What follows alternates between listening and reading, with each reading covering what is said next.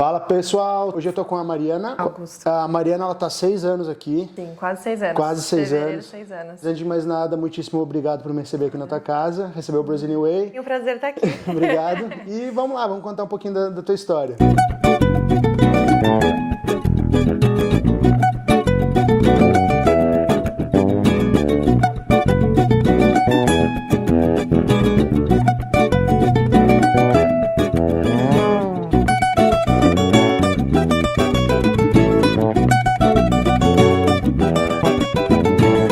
Sou de São Paulo, da Zona Leste de Itaquera, da Zona Leste em Itaquera, e eu trabalho com marketing, já faz mais de 10 anos que eu trabalho com marketing.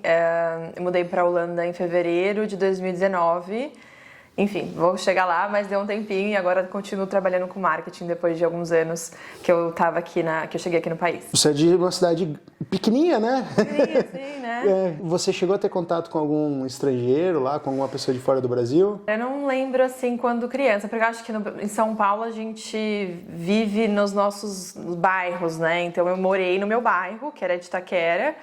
E aí, eu espero que meu gato não atrapalhe. Morei no meu bairro de Itaquera, não lembro de ter contato, mas meu pai viajava muito. Meu pai, ele viajou o mundo inteiro, então pra mim foi uma grande inspiração, mas eu lembro de sempre, desde criança, querer morar fora do país. Então eu tinha muito interesse para poder aprender inglês, eu gostava muito de ver as coisas do mundo assim lá fora, então era sempre algo de muito interesse para mim. Mas nunca tive contato. Eu acho que quando eu fui ter contato quando eu trabalhei numa multinacional, tinha, sei lá, 20 anos, quando eu fui fazer estágio na Mondelez, e aí lá foi a primeira vez que eu vi assim, as pessoas falando inglês e falar, nossa, existe isso, esse mundo dentro de São Paulo. Teu pai viajou o mundo inteiro, ele trabalhava com o quê? Meu pai era músico. Opa, que legal! E aí mas era uma paixão dele, não tinha a ver com a música, ele viajava pelo Brasil pela música, meu irmão também é músico, também viaja, mas ele viajava porque ele gostava de viajar, era o sonho dele, então meu pai era um cara super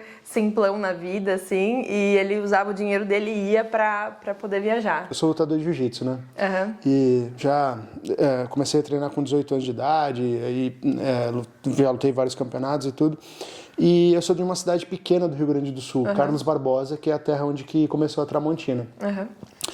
E quando o jiu-jitsu começou lá em 2000, antes disso e tal, pelo menos na minha região, a gente obviamente não tinha essa coisa de lutadores expoentes e tudo mais, ainda mais gaúchos, né?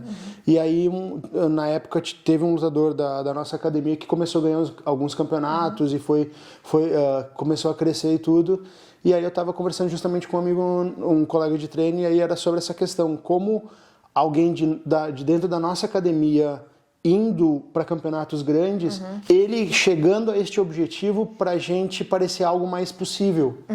Porque agora é alguém que eu conheço de verdade que está tendo essa condição. Então eu acredito que ainda mais, poxa, seu pai, que provavelmente é uma pessoa que você ama, tendo essa possibilidade, eu acredito que acaba sendo bem interessante. Exato, eu acho que assim, a gente é um pouco daquilo que a gente consegue ver e tangibilizar, né? Então, estar exposta a diferentes culturas, por isso que viajar é tão legal, porque você consegue abrir o seu horizonte. Eu acho que foi assim também pra mim. Então eu via que existia essa possibilidade e aí isso vai abrindo seus caminhos, igual você. Então acho que conviver com pessoas diferentes, sair daquela bolha, e é muito difícil às vezes, não é todo mundo que tem essa oportunidade. Então acho que pra mim foi fundamental ver o caminho do meu pai para que eu conseguisse me inspirar de alguma maneira, e com certeza estava lá. E também tem um pouco de querer nosso meio intrínseco, né? Não sei, porque eu sempre fui curiosa e sempre quis morar fora. Então acho que pra mim nunca foi assim, as pessoas, nunca peguei ninguém de surpresa quando eu falei que ia fazer esse caminho. Não, então foi, todo mundo já sabia. Já cresceu então numa família de artista, né? Seu pai, depois seu irmão também. Por trabalhar com marketing, quer queira, quer não, também tem. Queria mesmo era tocar violão, mas não sei. Tocar violão, cantar, acho lindo, maravilhoso o que eles fazem, mas aí eu tive que ir para o negócio mesmo. Eu imagino que quando ele volta de uma viagem internacional, você escuta as histórias, você se imagina lá e tudo. Como foi essa essa administração de expectativa em termos de infância e adolescência, principalmente? Eu sempre escutei as histórias do meu pai, mas nunca consegui tangibilizar no sentido de como que eu vou fazer para morar fora. Eu comecei a pesquisar, assim, quando estava terminando a escola, o colegial, de ir como au pair, que eu acho que era a única coisa que eu conseguia, porque não tinha cidadania, não tinha naquela época, era a única possibilidade de ir. Mas eu fiz o Enem e consegui uma bolsa 100% pelo ProUni, muito bom, inclusive. Consegui o ProUni na Embi Morumbi e acabei estudando, e aí no período de faculdade eu também comecei um relacionamento, e aí fui ficando no Brasil, mas sempre com esse sonho dentro de mim, mas não sabia como tangibilizar isso, então não sabia como que eu poderia fazer para conseguir morar fora. Quando eu tava terminando a faculdade, eu queria muito ir, e aí eu falei, ou eu vou pra Dublin, fazer esse esquema que você também fez, falei, vou lá estudar inglês também, um inglês bem precário, e eu acho que quando eu cheguei na faculdade não, no trabalho, na Mondelez, todo mundo falava inglês, assim, é uma realidade que a maioria dos brasileiros não tem acesso, não tive acesso a aprender, por mais que eu fosse curiosa e tudo mais, na hora do vamos ver, no dia a dia que você tem que trabalhar, meu inglês não era bom, imagina, então assim, tinha essa vontade. E aí eu comecei a pesquisar, e aí eu falei, ou eu vou pra Dublin, e aí eu comecei a pesquisar todos os meus antepassados, eu falei, não, eu vou atrás da minha cidadania, meus bisavós vieram de outros lugares, vou atrás disso. O português não deu certo, porque meu avô já era falecido, a italiana era pro lado de mãe, ia ter que processar o Estado, espanhola também, avós já tinham morrido, então aí veio a minha avó, que era da Lituânia. Caramba! Na verdade, os pais dela, e ela nasceu no Brasil. E aí eu fui atrás, e cara, a lei da Lituânia abriu, porque não podia tirar a dupla cidadania, e abriu a lei em 2016, 17, e eu fui uma das primeiras pessoas a dar entrada nesse processo de cidadania, e eu tirei minha cidadania em 8 meses. Caramba! Inclusive eu tive um blog falando disso, mas enfim, é tema para outro momento, mas... Não, se você autorizar, é claro, se ele ainda estiver no ar, a gente vai colocar aqui na descrição do vídeo, com certeza. Fechei, porque eu achei que dava muito trabalho, inclusive parabéns pelo seu trabalho, porque dá muito trabalho fazer essas coisas para social media. Tirei a cidadania da Lituânia em 8 meses e comecei a ensinar as pessoas como que fazia para tirar, porque, cara, eu gastei, sei lá, 5 mil reais. Quanto que custa para tirar uma cidadania da portuguesa, a italiana? A assessoria na Itália, só a parte de ir para lá, em torno de 5 mil euros. Então, não, imagina, eu paguei 5 mil reais para mim e pro meu irmão. Caramba. E aí tirei a cidadania da Lituânia, não sei como tá hoje, né, isso já faz 7 anos. E aí eu tirei a cidadania, saí em 2018, trabalhava já com marketing, pedi pra empresa fazer uma negociação, e aí peguei o dinheiro da rescisão. E aí comecei a pesquisar onde que eu queria morar, né? Então, eu lembro que a primeira vez que eu escutei Amsterdã ou a Holanda, o nome disso é meio feio falar isso, mas eu já tinha 18, 19 anos, eu não conhecia Amsterdã. Sério, não me lembro disso. Não, eu lembro da cena, assim, eu vi uma menina no campo de flores no meu trabalho, uma foto de background da tela, e falei assim, aonde que é isso? Lá, Amsterdã. Aí eu fiquei assim, tipo, Países Baixos. No primeiro a gente não fala Países Baixos, né? Tipo, a Holanda. E eu não sabia da existência desse país. Aí fui pesquisando, eu realmente, quando alguém me pergunta como que você parou na Holanda, eu coloquei no Google qual é o melhor país para morar na Europa, e tava lá um dos top 5, e aí eu fui pesquisando. E eu acho que pelos influencers que eu fui colocando minha decisão de vir pra cá ou não, porque eu olhava o lifestyle das pessoas, e aí eu fui tentando colocar aquilo que eu queria pra minha vida, e aí eu fui decidindo dessa forma. Mas como assim os influencers? Felizmente a gente já está numa era onde tem muita informação na internet, e você trabalhando com marketing fica ainda mais fácil. Mas que tipo, você foi buscando esses youtubers, essa galera que vai dando dica e tudo, mas eles foram fortificando o teu desejo ou enfraquecendo? Não, foram fortificando. Eu acho que eu encontrei vários tipos de pessoas no caminho, né? Eu acho que encontrei influencers que trouxeram informação, que pra mim foi muito importante. Então eu seguia a Ana de Amsterdã, por exemplo, a Bruna com 2 anos também, eu seguia. E eles mostravam como que era o dia a dia deles. Então eu acho que isso fortalecia, porque eu acho que na Holanda eu queria muito ter qualidade de vida, porque a gente em São Paulo trabalha muito, tem uma competitividade muito grande. Eu ficava 2 horas para ir pro trabalho, 2 horas para voltar. Então assim, de trânsito. Então assim, tava meio exaustiva, eu não queria aquilo pra minha vida. Mesmo que eu tivesse que começar do zero a minha carreira, mesmo que eu tivesse que mudar de carreira ou não ter uma carreira, pra mim o que eu queria mesmo era ter uma qualidade de vida. Eu não conseguia me ver morando mais naquele caos que pra mim virou São Paulo. Comecei a olhar a qualidade de vida que tinha aqui na Holanda e pra mim foi o que me pesou e o que me inspirou a vir pra cá, foi olhar os influencers que trouxeram informação. Mas é claro que algumas pessoas que eu encontrei no caminho falaram assim: você nunca mais vai trabalhar com marketing, você nunca mais você não vai ganhar dinheiro, aqui ninguém guarda dinheiro, tem muita gente te desmotivando. E cara, não acredite. Você falou que eu ia olhar pra essa câmera pra dar um conselho.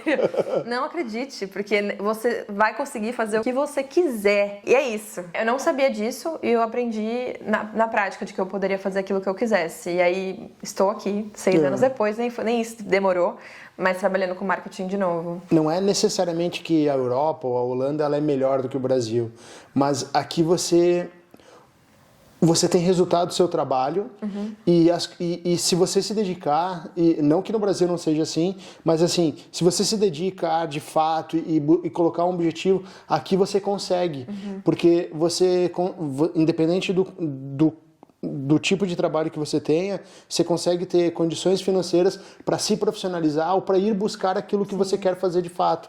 E pra gente que é brasileiro, eu sempre falo isso, eu acho que a competitividade no Brasil é tão grande que aqui fica tão fácil a gente conseguir se destacar, porque você entra em qualquer tipo de emprego, seja no alto desempenho ou no mais de entrada ou mais básico, a gente consegue entregar, na minha opinião, mais do que os outros. Então, você acaba se destacando um pouquinho mais. Então, com isso, fica menos difícil, na minha opinião, você conseguir, de repente, uma promoção, conseguir um pouquinho mais de dinheiro.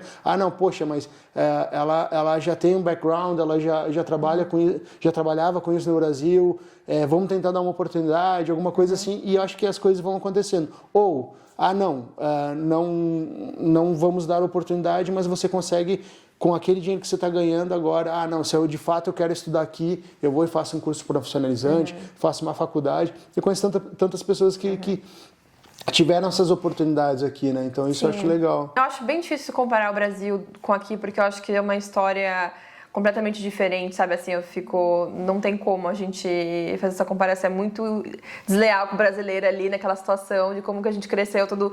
Cara, aqui as pessoas têm um privilégio muito grande, grande. A gente chega aqui mas o que eu vejo é tipo a pirâmide de Maslow, assim, né? Tipo, o problema é que no Brasil a gente tá correndo para conseguir o básico. E como você consegue ter o básico, você consegue pensar além, você consegue ter... Você chega na sua casa, você vai ter tempo de estudar, porque você não ficou 2 horas no trânsito. Então acho que é aí que começa a florescer e a gente dá o melhor, porque você tem a possibilidade, sabe?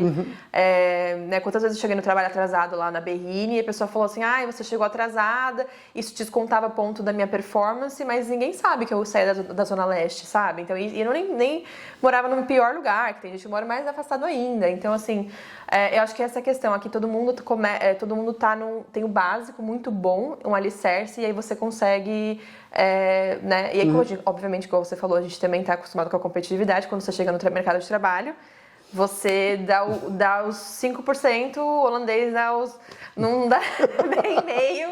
E aí, realmente, você se destaca, porque pra eles tanto faz, entendeu? O trabalho eles vão ter pra sempre, eles não têm essa preocupação que a gente tem de conseguir alguma coisa, eles já têm. Eu vi um vídeo na internet que eu acho que talvez seja um dos maiores exemplos ou exemplificadores do que você falou. Tipo, tem um pessoal que vai fazer uma corrida e chega o técnico e fala: quem cresceu em família que não tem pais divorciados, dá um passo à frente. Exato. Quem teve condições financeiras para ir para a escola decente, comida em casa, dá um passo à frente. Quem não teve familiar preso, dá um passo à frente. E aí você vai percebendo que algumas pessoas vão indo para frente, aí agora olhem para trás. Todos aqueles que ficaram para trás não tiveram os mesmos benefícios, os mesmos privilégios que vocês.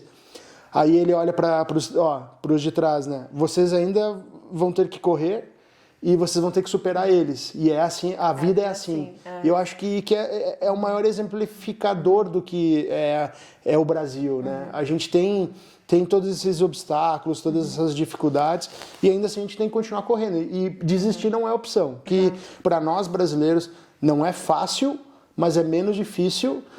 Aqui, obviamente, tem todos os complicadores, porque a gente está num país que não é nosso, com uma cultura diferente, com um clima hostil, com uma língua que é completamente difícil de se comunicar e tudo. Então, assim, tem vários obstáculos no meio do caminho, mas em contrapartida, nessa parte de trabalho, quando chega no mercado de trabalho e coloca o brasileiro, pelo menos com a força de vontade, a gente consegue destacar bastante, na minha opinião. Sim, sim, realmente, mas o nosso ponto de partida sempre vai ser diferente, e olha o meu também, eu acho que o meu ponto de partida é super privilegiado, né, porque eu saí do Brasil com essa condição de ter uma cidadania, de chegar aqui, ainda sou uma imigrante, eu acho que a gente tem várias definições. Existe o expat, que chega aqui com trabalho, que aí é uma outra condição, inclusive tem vários benefícios do governo, e eu faço questão de falar, não, eu sou uma imigrante, tem pessoas que chegam aqui sem nenhuma documentação também, que estão lutando pela... Então, assim, existem vários tipos de maneiras de estar aqui na Holanda, e, enfim, cada um tem seu ponto de partida, mas existe uma grande oportunidade para todo mundo. Fala aí, como é que foi o seu início, quando você chegou aqui em fevereiro de 2019? Cheguei aqui sem falar inglês muito bem. Eu era casada com um brasileiro, a gente se casou porque eu tinha cidadania, ele não tinha cidadania. E aí a gente teve que fazer esse bem bolado. Eu não sei hoje em dia se você pode vir só como como é que fala? Parceria registrada, partner. Sim. Mas na época a gente já precisava casar, e a gente casou, e a gente veio pra cá. E foi bem mais fácil, mas o que acontecia? Eu precisava trabalhar rápido para ele conseguir trabalhar. Então, não sei se você teve a mesma situação, mas para ele conseguir o visa dele, para ele começar a trabalhar, porque eu precisava ter um emprego para poder registrar ele. Dele. Eu era o sponsor dele. E qualquer emprego serve. Então, eu não falava inglês muito bem, então eu cheguei e falei, vou pegar qualquer coisa que aparecer. Então eu comecei a trabalhar como housekeeper num hotel, que eu não fiquei um mês, que foi um inferno, assim, horrível. Tudo novidade, eu acho que eu tava com muita vontade, sabe, de fazer aquilo acontecer. Então valeu, mas não rolou. E aí eu fui trabalhar no McDonald's. Eu trabalhei no McDonald's. Caramba! Ridículo o uniforme, gente. Eu trabalhei no McDonald's por 1 ano e meio. Caramba! Ficou bastante. Fritando batata, fritando hambúrguer, fazendo, enfim, uma loucura. E foi ali que eu consegui pensar no que eu ia fazer da minha vida, né? Porque depois meu relacionamento acabou. Tem que chamar ele pra vir fazer o vídeo pra ele falar o que ele fez com o vestido dele, não sei. Aí meu relacionamento acabou, mas aí eu estava trabalhando no McDonald's e aí eu falei assim, cara, eu preciso voltar pra minha carreira, porque eu acho que pra mim foi... tava muito empolgada, então não percebi nos primeiros meses o quanto aquele trabalho tava sendo difícil fisicamente. Eu tava cansada, sabe? Eu trabalhava, sei lá, tinha vezes que eu trabalhava 9 dias, um atrás do outro. Conseguia um salário mínimo, mas a vida também era muito cara. Então, e eu tava aqui, era nova, queria viajar em todos os lugares aqui na Europa. Então, enfim, aí eu falei, não, eu preciso falar inglês direito, preciso voltar pra minha área ou procurar uma nova área. Mas eu preciso achar minha carreira aqui, porque eu gostei de ir na Holanda, quero ficar aqui, então vou atrás disso. E aí, na época, eu comecei a pesquisar sobre como voltar a estudar. Porque por mais que meu inglês melhorasse, eu percebia que não era suficiente o meu diploma, o meu background do Brasil, que já era muito bom. Eu trabalhei na Mondelez, trabalhei na MS, na farmacêutica, mas mesmo assim, não conseguia ter uma confiança de falar numa entrevista, não conseguia. Eu fiz algumas entrevistas e eu não achei que foi legal, não consegui, enfim. E aí eu comecei a pesquisar de estudar novamente, porque acho que o estudo conseguiria abrir porta pra mim assim que eu terminasse o estudo. E aí tem uma possibilidade, se você tem um bachelor, né, se você fez uma faculdade no Brasil de 4 anos, você pode entrar num mestrado. Eu não sei se na verdade é um mestrado, chama Masters, né? A tradução seria um mestrado, mas eu acho que o mestrado no Brasil é muito mais acadêmico. Aqui também é acadêmico, mas não significa que você vai se tornar um acadêmico. Ok. O Master é como o holandês estuda 3 anos na faculdade, ele faz o Master como se fosse uma pós. Como não existe uma pós. Então, o Master é a pós deles, né? E pra gente no Brasil fica como se fosse um mestrado, E o que acontece é que você vai fazer esse mestrado, esse master, e dependendo da área de atuação, você vai ter que fazer um estágio, e aí é bom que já te coloca na área, abre seu network e tudo mais. E aí eu comecei a olhar para isso. Então, para você fazer um master aqui na Holanda, você pode pagar o full se você não tiver cidadania europeia, que é tipo uns 20 mil euros, bem caro. Ou com a cidadania europeia você paga o preço que o holandês paga, que é por volta de 2 mil euros por ano. Okay. E dura 1 ano e meio. Tem algumas universidades brasileiras que são desconsideradas ou consideradas e você tem que apresentar o seu diploma. Tem como você validar o seu diploma aqui, depende da sua área de atuação, para ser sincera. Você vai se aplicar para o Master e eles vão julgar de acordo com o que eles acharem que eles vão julgar. Eles vão ter que olhar o seu currículo, a sua grade curricular, quantas horas você estudou. Muito provavelmente o nome da faculdade também eles vão olhar. Então eu mandei lá estudar em Morumbi, que faz parte da rede Laureate, e aí mandei tudo pra eles. E então, assim, depende da sua área de atuação, depende da grade curricular, então tudo isso depende do que você está aplicando. Então, por exemplo, eu estudei no Brasil comunicação social com ênfase em publicidade e propaganda, mas eu sempre trabalhei com marketing. E aí eu cheguei, que tem tudo a ver, né? Tá no Brasil é a mesma coisa, ali você tá trabalhando no mesmo field. E aí eu cheguei aqui e apliquei para o mestrado em marketing e eles recusaram minha aplicação. Falaram que comunicação social não era marketing. E aí eu tive que mostrar o meu currículo. Aí eu falei, não, mas eu já trabalhei com marketing há, sei lá, 7 anos na época. Aí eu mostrei pra eles. Aí isso também é uma coisa muito legal da Holanda. Você não precisa aceitar ou não como resposta. E isso é uma coisa que minha amiga me ensinou. Ela falou assim, a Jaque falou assim pra mim, não, vai lá e manda uma mensagem. Como assim você vai aceitar o não deles te recusando? Não. Vai lá e fala que você não aceita. E aí foi isso que aconteceu. Eu falei, não, gente, mas peraí, tem a ver. Se essa é a desculpa, marketing tem a ver com comunicação social, e eu expliquei pra eles. Mas eu acho que você tá falando faz muito sentido, porque a Jaque estudou numa faculdade federal e eles aprovaram a aplicação dela muito mais rápido do que a minha. Entendi. Então eu acho que deve sim existir uma questão de diploma, de faculdade que você estuda, quantos anos, então deve existir sim esse peso que eles colocam. Tem uma grande amiga que ela namora com um holandês e ele vive reclamando que, aí de novo, agora é o pensamento dele também, mas ele fala que o estudo aqui na Holanda é muito caro. Aí agora eu não sei se é a questão do master que você está fazendo que de repente é este valor, ou porque assim, e já 2 holandeses falaram que eles têm que adquirir financiamentos extremamente altos. Inclusive a minha amiga Anastasia, o marido dela, eles não podem pegar empréstimo para compra de imóvel porque eles têm o empréstimo estudantil dele. E então assim, como que é essa questão, se você tem esse conhecimento?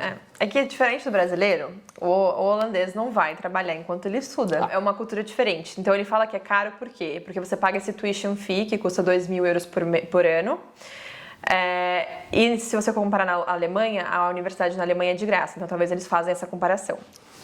Mas o que acontece o estudo é full time. Então você vai ter aula de manhã, você vai ter aula à tarde. Então você não consegue trabalhar num emprego normal. Sim, numa empresa, pode ser que você possa negociar. Eu estudei durante o corona, então tudo pra mim era online.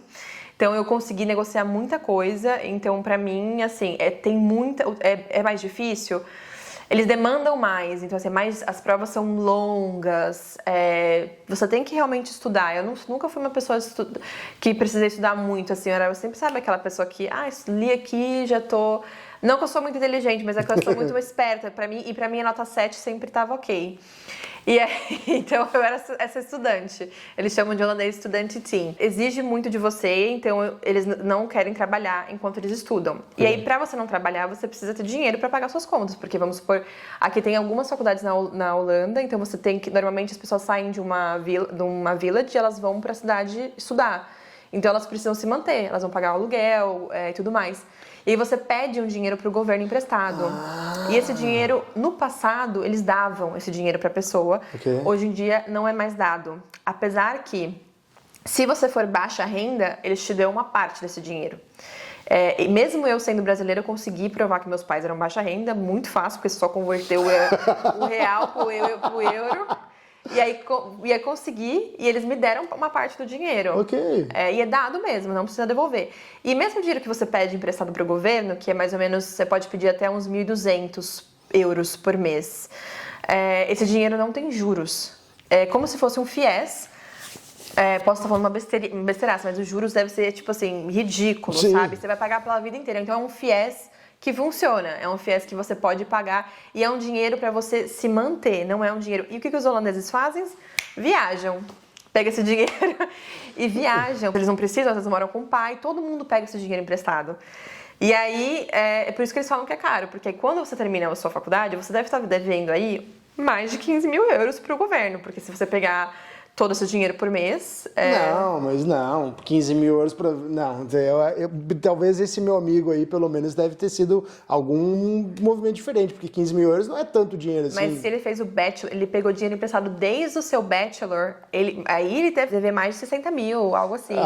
Então é isso que ele tá falando. Mas, gente, isso é uma escolha, você não precisa fazer isso. Você pode morar com seus pais, você pode pegar um ônibus, você pode ir numa faculdade mais perto, ninguém tá te obrigando a pagar. A questão é que você pediu o dinheiro emprestado do governo para você estudar. Para mim, de verdade, foi muito necessário. Naquela época eu não estava trabalhando, então para mim era a minha única fonte de renda, era corona. Eu tinha saído do McDonald's porque eu pedi demissão antes do corona, então assim, pra mim era o único dinheiro que eu tinha.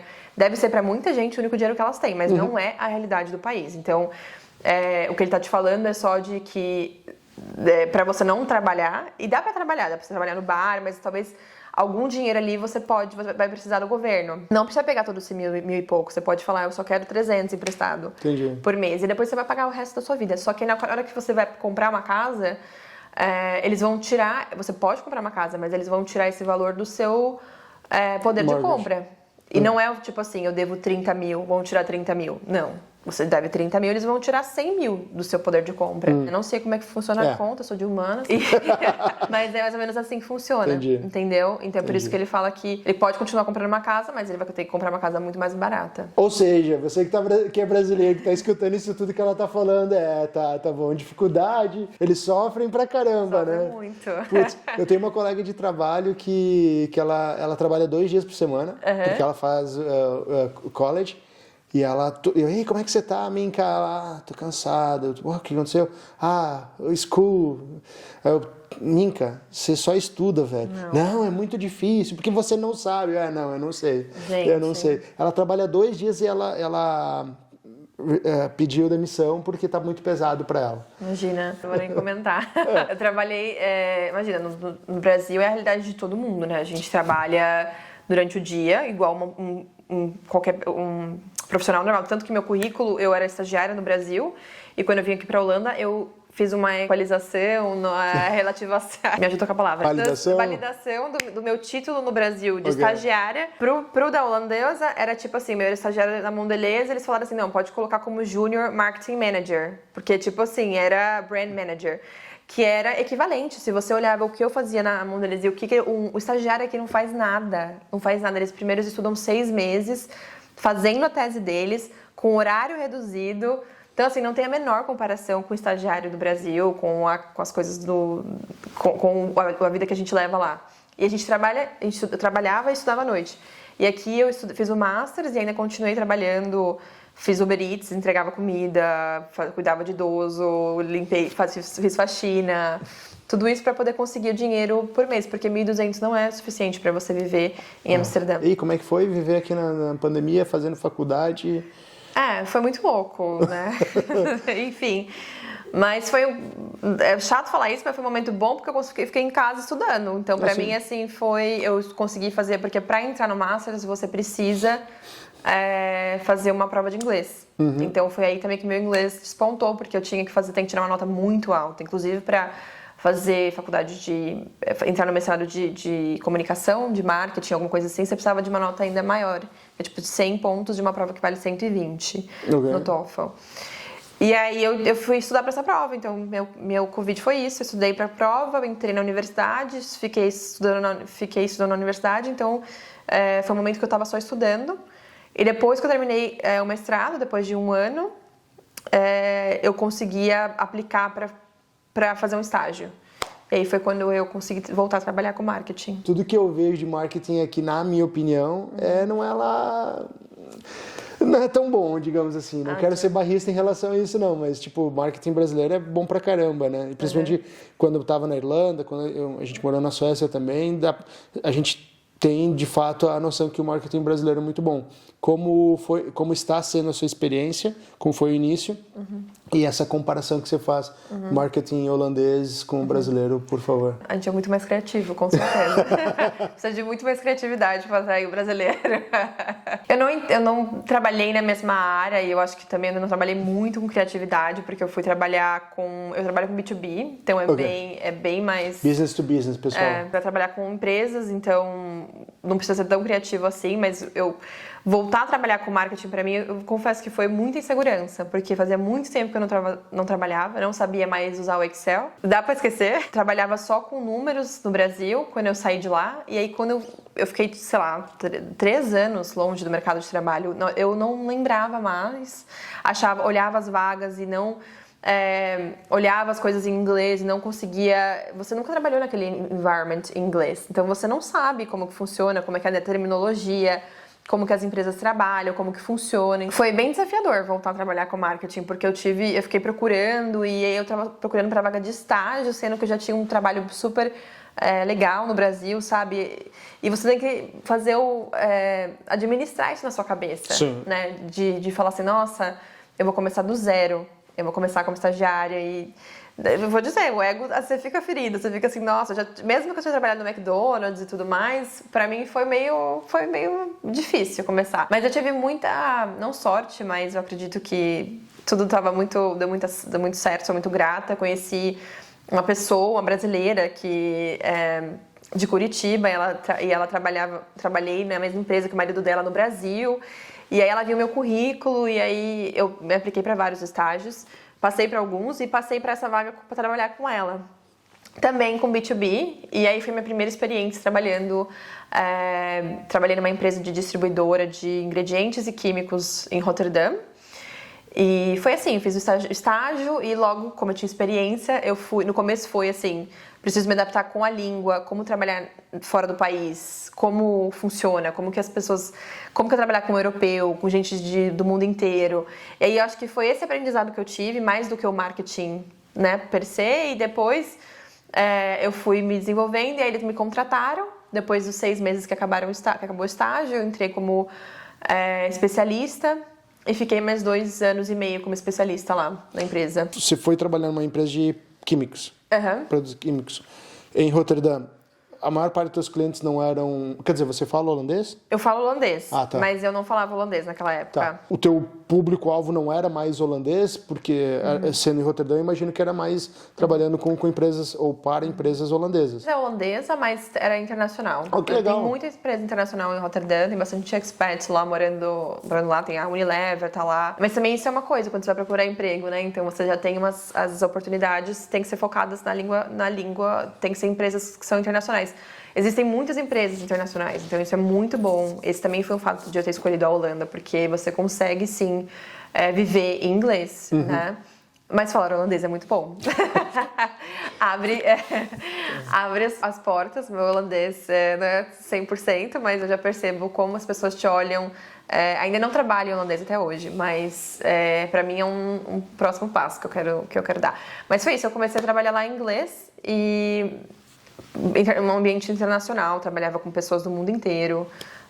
Também começou na pandemia, trabalhava bastante em casa, fiquei muito em casa trabalhando e fazendo reuniões com pessoas do mundo inteiro. Eu não sei qual área que você trabalha agora, mas como é o processo criativo deles aqui e principalmente a tua experiência daqui da Holanda comparada com o Brasil, com tudo que você vivenciou? Eu acho que a indústria que eu estava no Brasil e a indústria que eu estava aqui na Holanda, elas são muito arcaicas, né? Então, B2B, trabalhando numa empresa de químico, é uma mentalidade muito antiga, assim, né? Então não tem... Agora eu saí por conta disso, inclusive, que eu mudei de trabalho, porque eu queria evoluir e eu percebo assim, a Holanda é um país da tecnologia, né? Um país onde tem financeiras, tem pessoas trabalhando com muita tecnologia, e eu sentia que eu estava meio parada lá naquele mundo onde as coisas ainda eram muito interpessoais, né? Você vai numa reunião com o cliente e aí é muito sales e muito menos marketing. Okay. Então é muito direct sales, né? Então você ir lá falar com o seu cliente do que o marketing efetivo. Ainda tem um marketing efetivo, mas assim, eu acho que ainda estava muito atrás. Mas no Brasil também, quando eu trabalhava na farmacêutica, não era. Mas a farmacêutica ainda mais, né? Porque no Brasil é um super mercado, né? Uma super indústria. Mas enfim, então eu senti a necessidade de fazer alguma coisa diferente e estar mais... ter um currículo mais apto para outras áreas e com mais possibilidades na minha carreira aqui na Holanda. Foi quando eu comecei a procurar trabalho e eu fiquei quase 1 ano procurando trabalho. Caramba! Que eu queria mudar de área, eu queria mudar de indústria. Continuei com B2B, mas hoje eu trabalho numa fintech, então uma financeira, né, de tecnologia. E aí eu percebo, aí o marketing é criativo, aí a empresa é dinâmica, a empresa é jovem, a empresa é assim. E aí eu tô aprendendo um monte, porque eles estão advertise, então tem muita coisa rolando, muito criativo.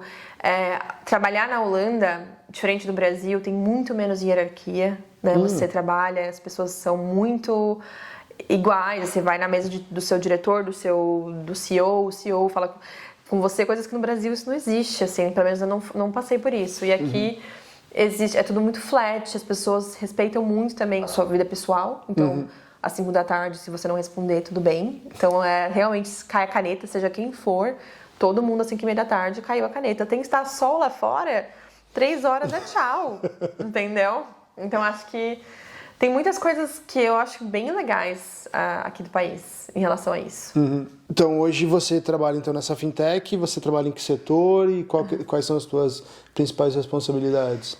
Além de ser B2B. Trabalho com partnerships, que são os parceiros que a gente tem. Então, eu trabalho focado em e-commerce. Então, basicamente, eu cuido de como conseguir mais clientes para a Moli, eu trabalho na Moli, mais clientes da Moli via os e-commerce plataforma. Então você tem o seu website, você quer abrir, vender online e você precisa ganhar dinheiro com isso. Então você vai procurar como que você vai monetizar a sua plataforma, aquilo que você está querendo e qual que como falar o payment provider, né, o provedor de pagamentos que você vai utilizar no seu site. E aí é onde eu entro com a campanha, né? A gente faz o marketing para poder trazer mais clientes, para você escolher a Moli no final do dia na sua loja para poder receber os seus pagamentos, que é onde tem uma empresa que vai te dar o dashboards, que vai te mostrar que você vai receber mensal do jeito que você quiser, diário, o dinheiro de volta daquilo que você está vendendo. Espero que esteja claro, mas é uma empresa que reúne todos os meios de pagamentos e você, ao invés de fazer um contrato com cada meio de pagamento, você faz com a Moli e aí você pode receber o dinheiro por uma plataforma só na sua conta. Basicamente isso. E ao longo de todo esse tempo aí, desses quase 6 anos, idas e vindas pro Brasil e tudo, e como é cada vez que você volta para lá? Eu sempre saí do Brasil sabendo que eu não ia voltar. Então eu não sinto esse mixed feelings que todo mundo tem, assim, de ir pro Brasil e falar assim, nossa, ainda penso. Eu não tenho muito isso. Eu sempre saí muito determinada, e eu acho que eu sou muito determinada na minha vida. Sempre soube que eu queria morar fora e eu cheguei aqui, me adaptei. É como se eu não tivesse essa questão na minha cabeça. Já tive para poder ir para outros lugares, mas não para o Brasil. Okay. Não porque eu odeio o Brasil, não. Eu realmente amo o Brasil, mas eu sempre... enfim, sempre fui muito detached, né, da minha família, das pessoas, muito curiosa. Então, acho que para mim nunca foi uma questão. Mas eu tenho saudade da comida, das pessoas, do aconchego, do como a gente... das conversas. Eu acho que o brasileiro... tudo bem, pode ser minha bubble também do Brasil, de São Paulo, mas a gente é muito mais aberto para falar de vários tópicos, que aqui a gente acha que a Holanda é um país super aberto, mas é um país, na verdade, muito conservador. Né? Só olhar os resultados das eleições... Então, é um país muito conservador. Então, eu sinto saudade de conversar coisas muito cabeças com as pessoas que eu tinha no Brasil, em São Paulo, que aqui os holandeses, na minha opinião, não têm uma profundidade para falar sobre. Concordo. Mesmo falando a língua e tentando caber, tem coisas que a gente é muito mais profundo. Eu acredito que o brasileiro, de novo, por conta de competição e tudo, a gente tem que ter uma quantidade de conhecimento, talvez não tão aprofundada, mas um pouquinho mais rasa, de muito mais coisas. Mas isso não só o brasileiro. Quando eu converso com amigos de, sei lá, Nigéria, países latinos e tudo, geralmente países com uma economia um pouco menos desenvolvida, você tem que matar um leão por dia. Então, para você conseguir o seu lugar ao sol e você conseguir crescer um pouquinho mais, você tem que ter uma quantidade de conhecimento muito mais abrangente. E aí quando você vai conversar com pessoas que cresceram num país muito mais estável e com uma educação um pouco mais direcionada, me parece que eles acabam tendo um conhecimento muito mais restrito. Agora, óbvio, de repente eles vão saber muito mais sobre assuntos específicos, muito mais do que nós. De repente vão ser melhores em matemática, melhores em física, química e tudo. Mas quando você vai para um conhecimento mais abrangente e tudo, me parece que não, que eles não têm esse interesse, talvez. Eu acho que o que falta é um pouco de... uma coisa meio social, assim, sabe? Eu acho que esse tato de você... a gente nasce com isso, sabe? A gente ajuda o vizinho, a gente tem a gente cresce assim um pouquinho mais olhando ao redor. E eu acho que é uma coisa que falta para eles. Então eles podem ser muito bons no racional. E eu acho que a gente é muito bom no emocional, porque eu acho que a gente olha o mundo por muitas lentes, né? Porque a gente vê muita coisa, né? A gente vê o rico ao pobre, a gente vê muito pobre, a gente vê muito rico e você tá em São Paulo só cruzando a marginal. E nem é só por isso, mas você cria uma empatia com a história das pessoas. Eu acho que aqui não se tem tempo, você não vê a vida das pessoas, né? Você é cada um na sua bolha. Então eu acho que o que falta pra mim o que eu acho que eles não têm é esse senso de empatia, essa questão de conhecer o mundo do jeito que... Sabe essa coisa de rua que a gente tem mesmo? Não sei nem como falar, sabe? Uma coisa de crescer meio né, malicioso. Não é muito, eles são muito bobinhos, não sabem as coisas. E às vezes é ruim, porque falta um pouco de empatia aí. Inteligência social. Exato. Então, assim, essa questão de, tipo... A gente entra num lugar, a gente bate o olho, faz aquele scanner, assim, você consegue ter uma noção... A gente consegue ler de uma maneira completamente diferente.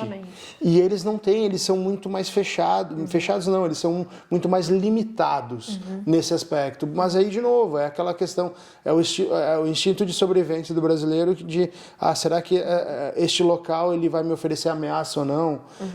Será que essas pessoas vão me tratar bem ou não e tudo? Então tem tudo isso que aqui eles não têm essa necessidade. Você está andando com o GPS aqui, o Google Maps te fala assim, você tem que ir naquela rua e dobrar à direita, mas aí você olha para frente e você, putz, mas essa rua tá meio escura. Será que eu vou? Tipo, eu ainda hoje, mesmo sendo, sei lá, professor de jiu-jitsu, não tendo grandes ameaças físicas, eu ainda assim, quando eu ando num lugar meio escuro, assim, ainda me dá aquele, será que eu vou ou não vou? Mas agora, por já estar vários anos morando fora, ou aqui no caso, tranquilo, eu vou. Agora você imagina o contrário, imagina um gringo indo pro Brasil e confiando em todo mundo, chega aquele cara te abraçando, por mais que de repente a gente coloque isso numa conotação positiva, nós somos expostos a um estilo de vida que é muito maçante também. São mecanismos de defesa que a gente acaba desenvolvendo porque a gente tem medo de ser assaltado, ser roubado, ser passado para trás e tudo mais. Então eles confiam muito mais aqui, né? Sim. Mas eu acho que pelo lado positivo a gente cresce mais, como eu falei, mais empático, mais espertos, mais dando um trabalho. Por isso que talvez quando o brasileiro chega aqui, a gente succeed, né? A gente prospera, porque eu acho que a gente também tem essa parte positiva, de que a gente tem que fazer isso no nosso país de graça. A gente vem aqui, faz de graça também e ganha, consegue se prosperar bastante. Então eu acho que mas realmente a gente tem a gente tem que aprender a não ser tão ingênuo, né? Em muitas coisas a gente fica mais esperto. Eu morei 6 anos ao todo na Irlanda. E a Irlanda é um país historicamente pobre, né? Ela veio ficar rica lá nos anos 2000 e tudo. Mas ainda assim o irlandês ele não guarda dinheiro, ele vive com... Lá eles pagam semanalmente, então eles vivem com o dinheiro da semana, do pagamento. E assim, tipo, eu dava aula e saía, e tenho amigos que são extremamente bem remunerados lá, e eles vivem com aquele dinheiro e deu, é incrível assim, sabe? E eu mesmo sendo, às vezes recebendo menos que eles, tinha sempre dinheiro e tudo. Mas como é que você consegue fazer tudo isso? Como é que você viaja? Como que você tem essas coisas e tal? Cara, tipo, eu não entendo como... É o contrário, como que vocês não conseguem fazer essas coisas? E por eles não terem essas dificuldades que talvez nós tenhamos, eles vivem muito agora, né? Como tem sido a sua vida ao longo desses anos aqui? Tipo, você percebe essa mudança em você ou não? Como que você vem vivendo? Você pôde viajar para vários países, conforme você mesma falou. Como é que é isso para você? Tava aqui pensando, o brasileiro guarda dinheiro? Tá. Quem pode? Quem consegue? Não, eu acho que é uma questão de personalidade, de ensino também, né? Porque eu acho que a gente, desde muito novo... Eu lembro que com 18 anos eu ganhei um cartão de crédito, nem ganhava o valor de crédito que eu tinha no cartão de crédito e gastei tudo, me endividei com 19 anos. Comprei tudo de sapato. E aí... Eu fico pensando, a gente não tem educação financeira, né? Então eu acho que eu também não tive, eu ainda passo assim, eu vim pra cá, passei vários sufocos, assim, no sentido de não ter dinheiro guardado. Viajei muito porque eu acho que pra mim era a minha prioridade, então eu queria o dinheiro das férias que eu tinha, eu gastava, e também a gente, não é tão caro algumas viagens, você vai comprar passagem mais barata, você vai dormir num hostel, então eu acho que existem várias possibilidades, tem vários tipos de viagem também, né? Sim, você claro. Tem viagem que você vai para um resort, tem viagem que você... tem viagem que você vai, parece que a gente tá viajando o tempo inteiro, mas tem umas viagens que também são mais em conta. Viagem a trabalho, também já viajei bastante a trabalho, você estende o final de semana, então existem várias coisas que você pode fazer, então acho que é isso. Mas uma coisa que é verdadeira é o custo de vida é bem alto, então você precisa aprender a guardar dinheiro. Acho que o holandês, ele é diferente do irlandês, ele guarda bastante dinheiro. Sim. Ok. É que o holandês também é mão de vaca pra caramba. Muito. Tá, né? E isso é uma coisa que é interessante, porque quando eu vou pra São Paulo, por exemplo, eu percebo o estilo de vida das pessoas. Minha família come fora o tempo inteiro, mesmo que não seja muito caro, mas a gente come fora o tempo inteiro. O holandês não come fora, gente, não come fora. Isso é uma coisa, você vai pro restaurante aqui, hoje eu sou muito mais consciente das coisas que eu compro, das coisas que eu consumo, porque é caro, né? Então, comer fora é uma coisa também, eu faço, sei lá, 2 vezes, 3 vezes no mês, e é isso. Caramba. Então Caramba. acho que são prioridades que você vai mudando na sua vida, porque morar é uma prioridade, às vezes viajar foi uma prioridade, então você vai mudando as coisas e eu acho que, pra mim, é isso, você vai ter que se adaptando. E a não ser que você ganhe muito bem, ainda tem o 30% rule. Eu acho que para juntar dinheiro, ganhando salário mínimo, pagando o seguro de saúde é muito caro, essas coisas você precisa ponderar as coisas por aqui, porque não é esse mar, assim, não é esse blowing money que as pessoas pensam, não é? O que você pensa pro futuro, então? Porque você já conseguiu crescer pra caramba, já veio pra cá, alguns dos objetivos que você colocou, você já conseguiu alcançar. E aí, você olha pra frente e quais são os próximos passos que você gostaria de dar e as próximas conquistas? Profundo. Eu acho que eu sou muito grata por tudo que eu conquistei. E esse pra mim foi um ano muito positivo que eu conquistei. E pra mim foi assim, cara, tudo que eu plantei aqui na Holanda desde que eu cheguei, nesse ano eu colhi. Então eu acho que pra mim foi muito importante, muito legal esse ano. Então por isso que foi uma pergunta difícil, porque eu tava pensando o que mais que eu quero. Eu acho que eu venho aprendendo holandês já fazem anos.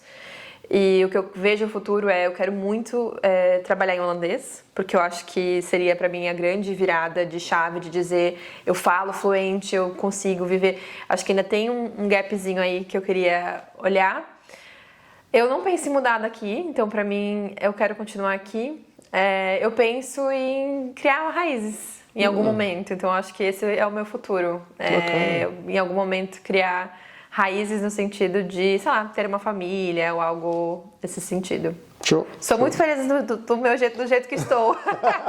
Mas eu acho que se fosse para escolher algo agora, é algo que eu penso a longo prazo. Eu queria só que, então, se você pudesse dar uma dica, alguém que esteja pensando em estudar, qual que é o procedimento, já que você conseguiu fazer isso, se você puder dar algum apanhado, principalmente para quem tem cidadania europeia e para quem não tem, que é muito mais difícil. Eu acho que primeiramente saber o que você quer estudar, então olhe todos os cursos que tem disponíveis, né, nas universidades, não são muitas universidades, você pode olhar as universidades que estão disponíveis. Se você tem cidadania, você vai pagar o preço de europeu, então você vai pagar 2.000 euros por ano, então se programe para isso, se programe também para não trabalhar ou para dar entrada e solicitar esse dinheiro do governo e dever para o governo depois. Muito importante olhar a casa que você vai morar, porque também é muito complicado às vezes de achar um lugar para morar e você precisa de uma casa para morar para se registrar e ficar legal no país. Precisa falar inglês bem, então assim, estuda para o TOEFL e aí não desista, acho que é só um processo. Tem algumas universidades que pedem o GMAT, eu não gosto de matemática e eu mandava falar para você, fuja disso. Tem outras universidades, tem a universidade que chama a Freie University, que tem regras muito mais flexíveis do que algumas outras que são bem mais estritas. Porém, esse ano, a Holanda, por conta dessas novo governo, está reduzindo os cursos de língua inglesa, né? Então, eles estão agora dando preferência para os cursos serem em holandês, igual na França, né? Então, você tem que aprender o holandês primeiro, e depois para você entrar na universidade. Mas ainda existem cursos na língua inglesa que você pode se candidatar. Menos, mas ainda há opções. Então, acho que é isso. Faz a sua aplicação, explica por que você está querendo estudar aquilo lá exatamente. E eu acho que isso abre portas para você, com certeza. Esquece o que você fez no Brasil, chegue com humildade, de tipo assim, humildade no sentido de esteja aberto, que as coisas... Uma nova carreira pode abrir para você, novas indústrias para você trabalhar e acho que acho que essa é a dica. Aquela pessoa que escutou tudo que você falou até agora e está falando, putz, essa poderia ser eu. Então, assim, fale com essa pessoa e fale o que você quiser, vir ou não, e tomar a decisão ou não e o que você achar interessante. Temos um convidado especial. Eu acho que morar fora, no geral, você tem que vir do seu coração, porque você vai ter que estar aqui, vai passar por vários perrengues, então ajuda muito quando você tem muita certeza do que você está querendo, sabe? E pense menos, claro, se programe, mas pense menos no como, mas pense no seu objetivo final, sabe? E as coisas vão acontecer. Eu acho que ao invés de eu ficar quebrando na minha cabeça, pensando, nossa, como é que eu vou chegar ali, as coisas foram acontecendo, tudo pro objetivo final que eu tinha. Então, acho que clichêzaço, não desistir, obviamente, mas isso você já sabe.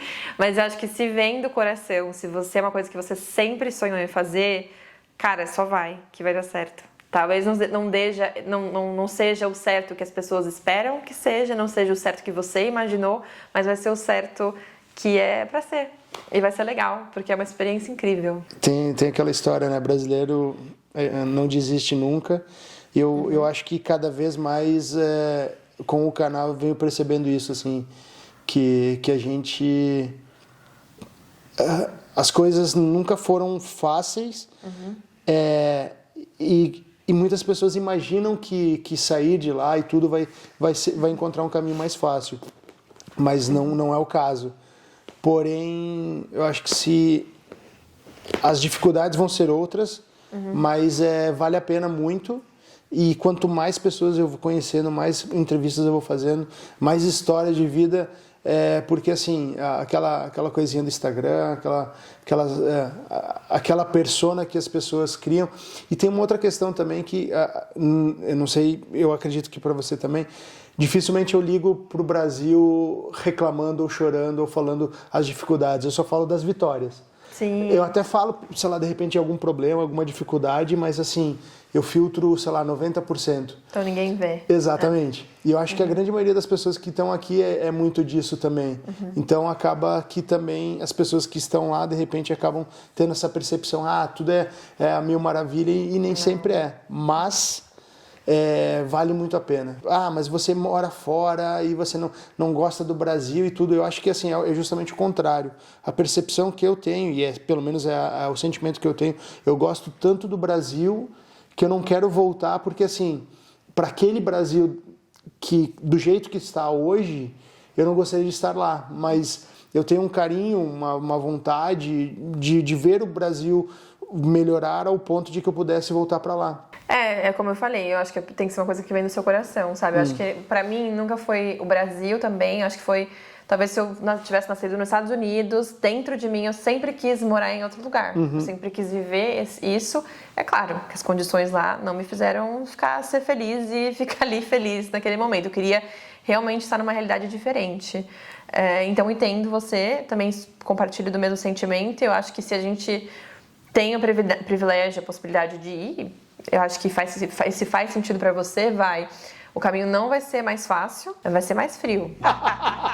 Eu fico pensando que também que caminho que é fácil, né, cara? Eu acho que é só... Todo mundo... Só você vai saber do que você passou, das coisas que aconteceram com você. Eu acho que... Hoje eu olho com muito orgulho. Então eu acho que não importa o caminho que você escolher, se você conseguir olhar pra trás e falar, pô, que legal, consegui fazer alguma coisa com isso, acho que aí já valeu. Muitíssimo obrigado. Obrigada a você. Foi um prazer estar aqui. E, pessoal, quem gostou, deixa um comentário, curte, comenta, manda pra aquela pessoa que tá talvez pensando em vir pra Europa e até o próximo vídeo. Tchau. Tchau, obrigado.